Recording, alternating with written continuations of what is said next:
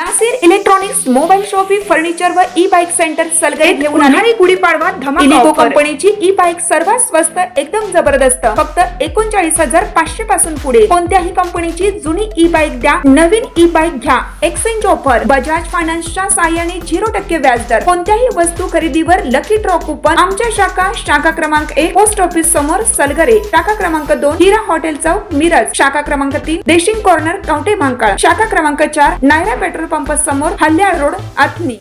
प्रत्येक बातमीतील घटनेच्या वास्तविकतेची तुलना थेट पाहत रहा चांगली अपडेट। जत तालुक्यातील सनमडी येथे शुक्रवारी दुपारी 3:30 वाजण्याच्या सुमारास अत्यंत हृदयद्रावक घटना घडली। साठवण तलावाच्या काठावर बसलेल्या 2 शाळकरी मुलांचा पाण्यात पडून बुडाल्याने दुर्दैवी मृत्यू झाला। या घटनेने सनमडी परिसरात शोककळा पसरली असून सर्वत्र हळहळ व्यक्त होत आहे। मृत मुलांची नावे हर्षद संजय कांबळे वय वर्ष 16 व जगदीश वसंत मोरे वय वर्ष 15 अशी आहेत।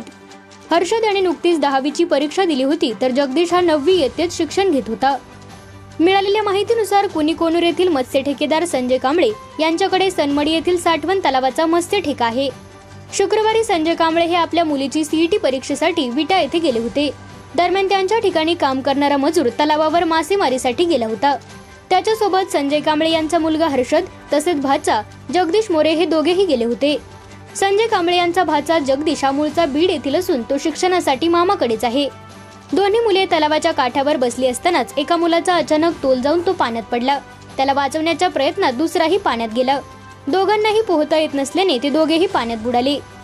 घटनेची माहिती मिळताच परिसरातील नागरिकांनी तातडीने तलावाकडे धाव घेत बचाव कार्य सुरू केले, मात्र तोपर्यंत दोघांचाही मृत्यू झाला होता। हर्षद कांबळे याने नुकतीच 10वीची परीक्षा दिली होती। त्याचे भविष्यात सैन्यात भरती होण्याचे स्वप्न होते। निकालाची उत्सुकतेने वाट पाहत असतानाच नियतीने त्याच्यावर घाला घातला। सायंकाळी उशिरा दोघांचे मृतदेह शवविच्छेदनासाठी जत ग्रामीण रुग्णालयात आणण्यात आले। रात्री उशिरापर्यंत जत पोलीस ठाण्यात घटनेची नोंद करण्याचे काम सुरू होते।